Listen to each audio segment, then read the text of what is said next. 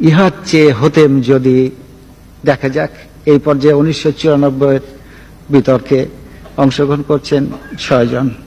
আমি সময় না নিয়ে সোজাসুজি ডাকবো বিএফ শাহিন স্কুল চট্টগ্রাম থেকে সৈয়দ নাজমুল কবিরকে। মাননীয় প্রধানমন্ত্রী, সম্মানিত সভাপতি ও উপস্থিত সুধীবৃন্দ, ইহার চেয়ে হতেম যদি। অনেক কিছুই তো হতে ইচ্ছে করে, কিন্তু বাবার অত্যাচারে কি কোনো কিছু করার বা হওয়ার সত্যিই জো আছে? এই তো কদিন আগে বাসার সবাই মিলে নাটক দেখতে বসেছে। আমিও পরিবেশের গন্ধ শুকে আস্তে আস্তে এগোচ্ছি কোন রকমের দর্শকের সারিতে জায়গা দখল করার জন্য। অমনি বাবা গুরুগম্ভীর কণ্ঠে আদেশ জারি করলেন, 2 দিন পরে তোমার পরীক্ষা, এখন তোমার এসব নাটক ফাটক দেখা চলবে না। কি আর করা, দরজার চৌকাঠ থেকেই ফিরে যেতে হলো। যেতে যেতেই শুনতে পেলাম নাটকের ছেলেটি তার বাবাকে বলছে, আমি এবার পরীক্ষা দেব না। ইস, আমি যদি এমন করে বলতে পারতাম, এই নাটকের ছেলেটির মতো হতাম। কিন্তু এ তো শুধু নাটকেই সম্ভব। আবার স্কুলের কথাই ধরুন না কেন, সব সময় পরীক্ষা লেগেই আছে। ক্লাস টেস্ট, সাপ্তাহিক, মাসিক, টার্ম, এবং আমাদের স্কুলে আরো একটি পরীক্ষা আছে, পপ টেস্ট। অর্থাৎ বলা নেই কওয়া নেই, স্যার ম্যাডাম ক্লাসে এসে দুম করে বললেন, তোমাদের পরীক্ষা নেব। কি জ্বালা, এমনিতেই পরীক্ষার ভয় বাঁচি না, তা আবার এই পপ টেস্টের ভয় রাত দিন কাঁটা হয়ে থাকতে হয়। জনান্তিকে বলে রাখি, আমি যদি দেশের প্রধানমন্ত্রী হই তবে সবার আগে এই পরীক্ষা ব্যবস্থাটা তুলে দেব। এরই মধ্যে একজন বন্ধু ইশারা করলো, এনেছি।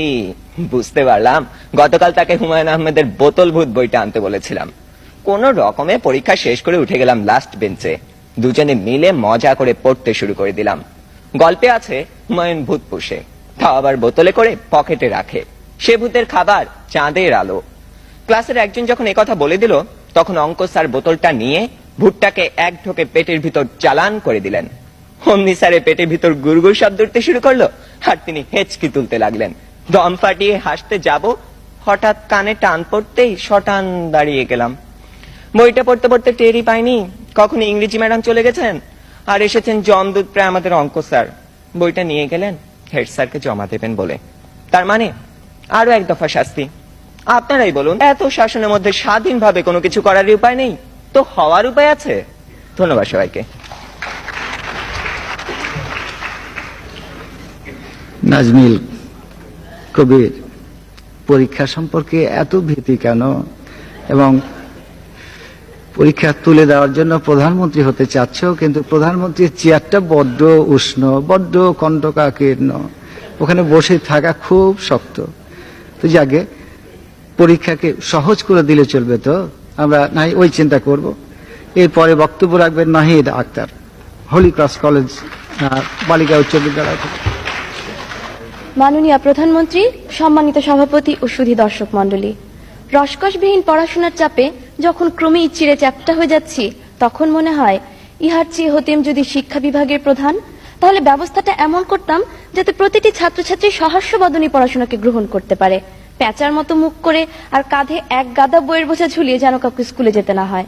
আর ছোট ছোট বাচ্চাদের বইয়ের বোঝা দিনে দিনে যেভাবে বাড়ছে, তাতে ছেলেমেয়েদের পক্ষে এই ভারী বোঝা টেনে স্কুল কলেজ আসা সম্ভব হবে না। অদূর ভবিষ্যতে হয়তো বাচ্চাদের বইয়ের বোঝা টানা একটা দারুণ লাভজনক পেশায় পরিণত হবে। তবে আসার কথা এই যে, কোমল শিশুগুলোর উপর দিয়ে বইয়ের ট্রাক্টর চালিয়ে দিয়ে হলেও এতে দেশের বেকার সমস্যার অন্তত একটা সুরাহা হবে। আবার স্কুলে যখন পরীক্ষার বিজ্ঞপ্তিগুলো মাথায় খড়গের মতো এসে পড়ে, তখন মনে হয় ইহার চেয়ে হতেম যদি কোনো এক করিমন বা রহিমন, তাহলে হয়তো আঘাত থেকে নিজেকে বাঁচাতে পারতাম। কিন্তু এটি তো কোনো স্থায়ী সমাধান নয়, তাই সাধারণ কেউ না হয়ে দেশের শিক্ষামন্ত্রী হওয়াটাই বেশি লাভজনক। এতে আমার দুঃখী শিক্ষার্থী ভাই বোনের দুঃখ মোচনে কিছুটা অন্তত সহায়ক হতে পারতাম। পরীক্ষা নিয়ে আমি বাতিল করতাম না, বরং পরীক্ষাগুলো হতো এমন সহজ ও মজার পদ্ধতিতে যাতে পরীক্ষার নামেই পরীক্ষার্থীদের মুখ বাংলা 5-এর মতো না হয়ে থাকে 3-এর মতো হাসি খুশি। অবশ্য এত দুঃস্বপ্নের পর যখন মনে পড়ে যে আমাদের রয়েছে এমন একটি শিক্ষা ব্যবস্থা যেখানে প্রাথমিক শিক্ষা বাধ্যতামূলক, যেখানে রয়েছে খাদ্যের বিনিময় শিক্ষা কর্মসূচি, তখন সত্যি গর্ববোধ করি। শিক্ষা ব্যবস্থা থেকে এবার আসা যাক আমাদের আশেপাশের অবস্থায়। বাসা থেকে বের হয়ে যখন দর্শন করতে হয় ডাস্টবিনের নোংরা আবর্জনা, তখন মনে হয় ইহার চেয়ে হতেম যদি পৌরসভার চেয়ারম্যান, তাহলে অলিতে গলিতে ডাস্টবিনের যে মনোরম পরিবেশ ও সুগন্ধ বিরাজমান, তা থেকে পরিত্রাণ দেওয়ার চেষ্টা করতাম আমাদের দেশবাসীকে। আমাদের শহরে নির্দিষ্ট দূরত্বে কোনো ডাস্টবিন তো নেই, আর যেগুলো আছে সেগুলোর ভেতরে কোনোদিন ময়লা ফেলা হয় কিনা তা তা দেখার সৌভাগ্য আমার কখনোই হয়নি, কারণ ডাস্টবিনের 4-5 ফুট দূরের দৃশ্য দেখে আরো 4-5 ফুট দূরে দিয়ে হেঁটে যেতে হয়েছে। এখানেই শেষ নয়, আরো আছে। মনে করুন রিক্সা অথবা যে কোনো যানবাহনে সুন্দর পোশাক পরে বসে আছি, মনে মনে কত কি ভাবছি। হঠাৎ ভাবনার শিশুতে ছিন্ন করে চারিদিক থেকে ভেসে আসে এক মোহময় গন্ধ। পাশে তাকিয়ে দেখি একেবারে পাশ ঘেঁষেই দাঁড়িয়ে আছে একখানা ময়লার গাড়ি। তখন মাথা থেকে শিক্ষামন্ত্রী বা পৌরসভার চেয়ারম্যান হওয়ার চিন্তা ঝরে গিয়ে মনে হয়, ইহার চেয়ে হতেম যদি কোনো এক ঘ্রাণ শক্তিবিহীন প্রাণী, তবেই বোধহয় ভালো হতো। ধন্যবাদ।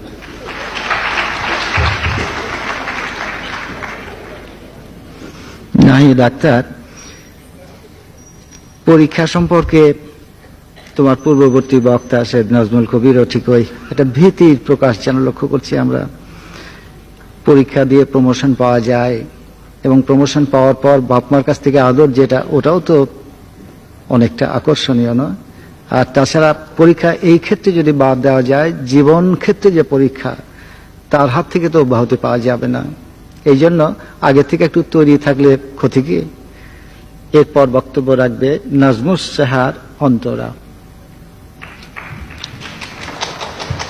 মাননীয় প্রধানমন্ত্রী, সম্মানিত সভাপতি ও উপস্থিত সুধীবৃন্দ, ইহার চেয়ে হতেম যদি প্রীতি বিতর্কের এই বিষয়টি নির্ধারণের পর গত কিছুদিন থেকে ভেবেই চলেছি আসলে আমি কি হতে চাই। কারণ সেই দুরন্ত শৈশব থেকে এই দামাল কৈশোর পর্যন্ত আমি কত কি যে হবার ইচ্ছে পোষণ করেছি তা বলতে গেলে সাতকাহন হয়ে যাবে। ইচ্ছের কি শেষ আছে? ফুল, পাখি, প্রজাপতি কত কিছুই তো হতে ইচ্ছে করে। একবার তো বাড়ির পাশে ছাতিম গাছকে ভালোবেসে আমি বৃক্ষ হতে চেয়েছিলাম। মাকে বলায় মা বলেছিলেন, মানুষ বৃক্ষ হতে পারে না, তবে বৃক্ষের আদর্শে জীবন গড়ে তুলতে পারে, তুমি তেমনি হও। তবে ইদানিং যে ইচ্ছেটা আমার মধ্যে খুব মাথাচাড়া দিয়ে উঠেছে সেটি হচ্ছে আলাদিন হতে। হ্যাঁ, আলাদিন, আরব উপন্যাসের সেই আলাদিন যে একটি আশ্চর্য প্রদীপ নিয়ে অভাবনীয় সব কাণ্ড ঘটিয়েছিল। আমার কেবলই মনে হয় এমন যদি হতো মাত্র একটি দিনের জন্য হলেও আমি আলাদিন হতাম। একদিন সকালবেলা ঘুম ভেঙে উঠে দেখতাম আমার বালিশের পাশে সান্তা ক্লজের মতো কেউ একজন একটি আশ্চর্য প্রদীপ রেখে গেছে। আমি কৌতূহলের বশে তাতে ঘষা দিতেই আমার সামনে হাজির হতো ইয়া বিরাট এক দৈত্য। নতজানু হয়ে সে আমাকে বলবে, সেলাম হুজুর। আমি একটুকু ভয় না পেয়ে তাকে বলতাম আমার টয় প্লেনটাকে বিশ্বের সবচেয়ে দ্রুতগামী বিমানে পরিণত করতে। তারপর সেই দৈত্যকে নিয়ে আমি যেতাম বিশ্বের দেশে দেশে শান্তির ললিত বাণী নিয়ে, বাংলাদেশ শান্তি মিশনের প্রধান হয়ে। কারণ বিশ্বে মানুষে মানুষে এত হানাহানি আমার ভালো লাগে না। আমার মিশন প্রথমে যাবে বসনিয়ায়। ওখানকার শিশুদের দুঃখ কষ্ট মুহূর্তেই আমি আর দত্ত মিলে দূর করে দেব। শান্তি শ্বেত কপত আর জলপাই পাতা নিয়ে সন্ধি টেবিলে বসবে বসনিয়া, হার্জেগোভিনা আর ক্রোয়েশিয়ার যুদ্ধবাজ নেতারা। তারপর যাব রুয়ান্ডা, সোমালিয়া, জাফনা এবং কাশ্মীরে। এবং সবশেষে আমার গুরুত্বপূর্ণ মিশন হবে দিল্লিতে। ভারতের প্রধানমন্ত্রী নরসিমা রাওয়ের সঙ্গে বৈঠক করে আমি বলবো ফারাক্কার পানির সুষম বন্টনের কথা। তারপর পদ্মার বুকে আর চর জাগবে না, খরায় বাংলার মাটি ফেটে চৌচির হবে না। অবশেষে 24 ঘন্টার মিশন শেষ করে বাড়ি ফিরে ঘুমোতে যাব পরম শান্তিতে। আর দত্ত, তাকে পাঠাবো আগামীকালে ঢাকা শহরের যানজট নিরসন করতে। ধন্যবাদ। সময় কম, এই জন্য এরপর আর নতুন কথা না বলে আমি আহ্বান জানাচ্ছি নবনীতা চৌধুরীকে।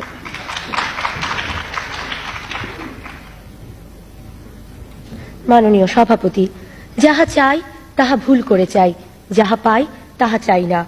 আমি চিরচঞ্চল, চিরচলমান, অবস্থানে কিংবা অস্তিত্বে কোথাও আমি স্থির হয়ে থাকি না।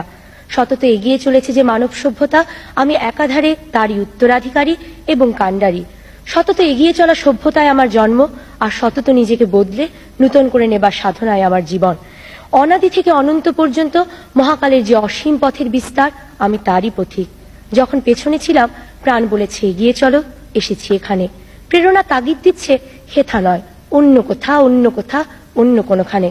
অন্তরে বাহিরে তাই নিজেকে বদলে চলেছি নিরন্তর। এই বাইরের আমি নিত্য নব নব রূপে আবিষ্কার করি অন্তরের আমিকে। সেখানে নূতন করে গড়ব বলে অবিরাম ভাঙনের খেলা চলে। সেখানে আমি কভু প্রশান্ত, কভু অশান্ত, দারুণ স্বেচ্ছাচারী। যারা বদলায় না, বদলাতে জানে না, তারা স্থবির, তারা মৃত্যুর অপেক্ষাতে বেঁচে থাকে। আমি সে দলের নই। বদ্ধ জলাশয় হওয়াটা আমার জীবনের লক্ষ্য নয়। মনে জেগে আছে কামনা, ইহার চেয়ে হতেম যদি নদী, সেই নদী যে নদী সমুদ্রমুখী। নদীর উষ্ণ স্বাধীনতা যখন পেয়ে যায় তখন হৃদয় শোনে ঝর্ণার কলরোল। যেখানে জন্ম আমার, অস্তিত্বের ঋণ স্বীকার করতে করতে মন চলে যায় আরো পেছনে। যেন মনে হয় ইহার চেয়ে হতেম যদি মৌন হিমবাহ, যে হিমবাহ আপন অস্তিত্বকে ক্ষয় করে করে সচল রাখে চলমান জীবনধারা। এই কি পিছুটান! নদীর উষ্ণ স্বাধীনতা থেকে হিমবাহের শীতল কারাগারে মনে হয় আমার আমি বদলে যাই।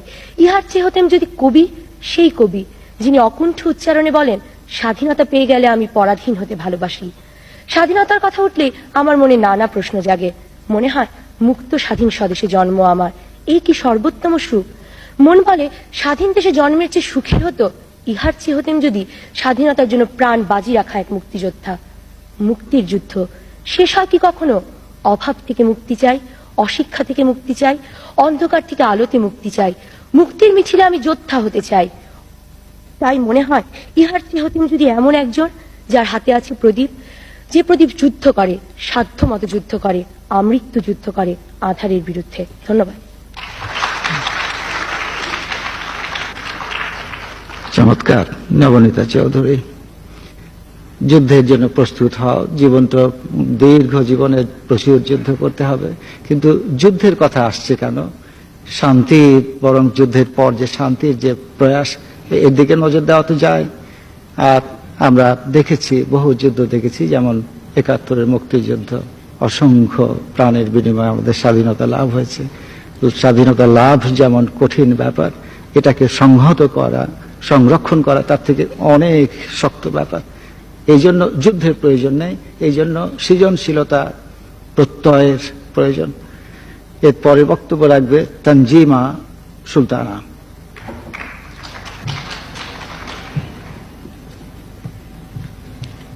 মাননীয় প্রধানমন্ত্রী, সম্মানিত সভাপতি ও উপস্থিত সুধী, একবার বাবা বাড়িতে একটা ছবি নিয়ে এলেন। সে ছবির নায়ক অন্যদের চেয়ে আলাদা। তার মাথায় হ্যাট, নাকের নিচে একটু গোঁফ আর হাতে একটা লাঠি। আর সবচেয়ে মজার হলো তার হাঁটা। ছবিটা আমাকে দারুণ আকৃষ্ট করেছিল, আর আমার খুব ইচ্ছে করছিল চার্লি চ্যাপলিন হতে। দাদুর চাং থেকে তার খানদানি টুপিখানা হাতিয়ে একটা লাঠি জোগাড় করে কদিন চলল জোর প্র্যাকটিস। একদিন পা পিছলে দাঁড়াম, ঝাড়া ৩ মাস পা ঝুলিয়ে সোজা শুয়ে থাকতে হলো বিছানায়। বুঝতে পারলাম চার্লি চ্যাপলিন হওয়া সবার কম্য নয়। কবিতা পড়ছি। সবাই যখন ঘুমিয়ে পড়ে কর্ণফুলীর কুলচায়, দুধ ভরা ওই চাঁদের বাটি ফেরেশতারা উল্টায়। কেমন যেন ভালো লেগে গেল। ভাবলাম কবি হব। খাতা নিয়ে বসেছি, কত কিছু ভাবি, কিন্তু কবিতা আর মেলাতে পারি না। শেষে অনেক কষ্টে লিখলাম, আমার কত কিছু হবি, আমি হতে চাই খুব বড় কবি। এমনি আরো কয়েক লাইন লিখে চুপি চুপি পাঠিয়ে দিলাম পত্রিকা অফিসে। কিন্তু কত দিন হয়ে গেল, কত রাজ্যের আজেবাজে কথা লেখা ছাপা হয়ে গেল, কিন্তু আমার কবিতা আর ছাপা হলো না। ধুর চাই, এ বলে কবিতাকেও দিলাম ছুটি। অসম্ভব সুন্দর জাদু দেখায় জুয়েলাইট। হাতের জাদুর কাঠি পলকে হয়ে ওঠে ফুলের তোড়া। ডিম থেকে বেরিয়ে আসে জ্যান্ত মুরগির ছানা। একটা রশিকে 10 টুকরো করে মুহূর্তে জোড়া লাগিয়ে দেয়। কিভাবে? বড়দেরকে জিজ্ঞেস করলে বলে, ওসব ভেলকিবাজি, জাদু হচ্ছে হাত সাফাই। দুপুরবেলা মা ঘুমিয়ে গেলে কত লাঠি ঘুরালাম, কত রশি কেটে জোড়া লাগিয়ে দিতে চাইলাম, ফ্রিজে ডিম ভেঙে একাকার করলাম, কিন্তু ভেলকি আর লাগে না। বুঝতে পারলাম জুয়েলাইট হতে গেলে আমাকে আরো অনেক পড়াশোনা করে, অনেক পরিশ্রম করে ধীরে ধীরে এগোতে হবে। আবার টেলিভিশনে দেখি বাংলাদেশের প্রধানমন্ত্রী দেশে বিদেশে যাচ্ছেন, বাংলাদেশের কথা বলছেন, দেশের মানুষের অভাব অভিযোগ শুনছেন, তাদের কল্যাণের জন্য বিভিন্ন কাজ করছেন, যমুনা সেতু উদ্বোধন করছেন। আমি বিহ্বল হয়ে পড়ি। ভাবি, এমন যদি হতো, আমি যদি হতাম বাংলাদেশের প্রধানমন্ত্রী। কিন্তু আবারও পতন। আমার এখনো 18 বছরই হয়নি। তবু ইচ্ছেরা মরে না। একসময় সত্যি সত্যি মনে হয়, ইহার চেয়ে হতেম যদি আমি শুধু আমি, যে আমি অন্য সবার চেয়ে আলাদা। আমার ব্যক্তি স্বাতন্ত্র্য আমার পরিচয়। অন্যেরা হতে চাইবে আমার মতো। আমার দেশ আমাকে বরণ করে নিবে তার শ্রেষ্ঠ সন্তান রূপে। আমি বিশ্বসভায় তুলে ধরব আমার প্রিয় স্বদেশের পরিচয়। আমি গোলাপের দিকে চেয়ে বলবো, সুন্দর সুন্দর হবে সে। ধন্যবাদ। তানজিমা সুলতানা। প্রত্যেক ব্যক্তি ব্যক্তিত্ব সম্পন্ন, একক, অনন্য, অপূর্ব, প্রত্যেকে তুলনাবিহীন এবং জাতীয় অগ্রগতির জন্য, জাতীয় অগ্রসরতার জন্য এইটি প্রয়োজন, ব্যক্তিত্বের সঠিক বিকাশ। কিছুক্ষণ আগেও এই নিয়ে অনেক কথাবার্তা হচ্ছে এবং হলো। আমি আর কথা না বাড়িয়ে শেষ বক্তা রেবেকা শফিকে আহ্বান জানাবো তার বক্তব্য রাখতে। মাননীয় সভাপতি, বর্ষা হাতে ভরসা পায়ে সদাই নিরুদ্দেশ হওয়ার চেষ্টা করলে আইন রক্ষাকারী সংস্থার খপ্পরে পড়ার সম্ভাবনাই বেশি। আমি নির্বিবাদী মানুষ, মুরগি কাটা দেখলেই মন খারাপ হয়ে যায়। তবে ছোটবেলায় নিজেকে বীরপুরুষ ভাবতে মন্দ লাগতো না। হাড়ে রেড়ে বলে কেউ এগিয়ে এলে মাকে রক্ষার ভার যদি আমার উপর এসে পড়তো, সেটা কেমন মজা হতো জানি না। কিন্তু আমার অধ্যাপিকা মা গায়ে এক রত্তিও সোনা পড়েন না, সুতরাং কল্পনার সেই বীরপুরুষ বেশি দিন টিকতে পারেনি। তবে ভীতু ভদ্রলোক হওয়ার যে বিপদ আছে, সেটাও খুব অল্প বয়সেই জানা হয়ে গেছে। বান্ধবী এসে একদিন বলল, এসো আমরা আমাদের সবচেয়ে প্রিয় জিনিস বদলা বদলি করি। আমার চমৎকার বিদেশি ছবি আঁকা পেন্সিল বাক্সটা গেল, বিনিময়ে পেলাম তার পরিত্যক্ত রাবার। শুনে সবাই হেসে বলল, একটু চালাক চতুর হতে হয়। কিন্তু আমার খুব দুঃখ হলো যখন দেখলাম ও আর আমার কাছে আসছে না। একবার এক আবৃত্তি প্রতিযোগিতায় যোগ দিলাম। কাছ থেকে সংস্কৃতি অঙ্গনে সব পরিচিত তারকাদের দেখে চমকিত হলাম, কিন্তু আমার পালা আসার সঙ্গে সঙ্গে শুরু হলো তাদের চা খাওয়ার পর্ব। কারো আর প্রতিযোগীর দিকে দৃষ্টি নেই। এত দুঃখ হলো, কয়েক মুহূর্তের জন্য বেদুইন হয়ে যাওয়ার ইচ্ছে হয়েছিল হয়তো। পরে ভাবলাম, তারকারাও তো রক্ত মাংসেরই মানুষ। বেচারা জন লেনন তো খ্যাপা ভক্তের হাতে প্রাণই দিয়ে দিলেন। সুতরাং তারকা হওয়ার স্বপ্নও বাদ। কিন্তু একটা প্রতিযোগিতা কিছুতেই এড়ানো যায় না। অনেক খাটুনির পরও পরীক্ষার হলে বসে মনে হচ্ছিল বড় নড়বড়ে পরীক্ষার্থীর আসনটা যে কোনো অপ্রত্যাশিত ব্যাপারই ঘটে যেতে পারে। হলেও তাই, কম্পিউটারের কুয়াশায় হারিয়ে গেলাম। আমার বাবা তার খেয়ালি কম্পিউটারকে কোষে চড় মেরে ঠিক রাস্তায় নিয়ে আসেন। আমি কিন্তু যন্ত্রটাকে ভীষণ সমীহ করি। পারস্যের শাহজাদিকে উদ্ধার করতে গিয়ে বারবার নিহত হয়ে আমি কখনো কম্পিউটারের সাথে খারাপ ব্যবহার করি না। I still believe in the system. ছোট পর্দার নেপথ্য বিচারপতি বা সমতা বিধানকারী কি অবলীলাক্রমে 50 মিনিটে অন্যায়কে ল্যাং মেরে ফেলে দেন। কিন্তু বাস্তবে যেখানে ভালো মন্দের সীমানা অস্পষ্ট, সেখানে সবাই নিজেকে অভ্রান্ত ভেবে যদি নিয়ম ভাঙার খেলা শুরু করে, তাহলে মাঠ ছেড়ে ঊর্ধ্বশ্বাসে পালাবে বেচারা দর্শক। ইহার চেয়ে হতেম যদি না, আমি তো ভালোই আছি একটা ভীতু সাধারণ মেয়ে হিসেবে। আমার মধ্যে কোনো দুরন্ত আশা নেই, ন্যায়দণ্ডধারী মহাবীর বা চতুর্মুখর মেধাবী মুখর উচ্চাকাঙ্ক্ষা নেই। একজন সৎ, পরিশ্রমী, বিবেকবান মানুষ হতে পারলেই আমি খুশি। ছেড়ে দিয়ে আমি জিতে যেতে চাই। ধন্যবাদ।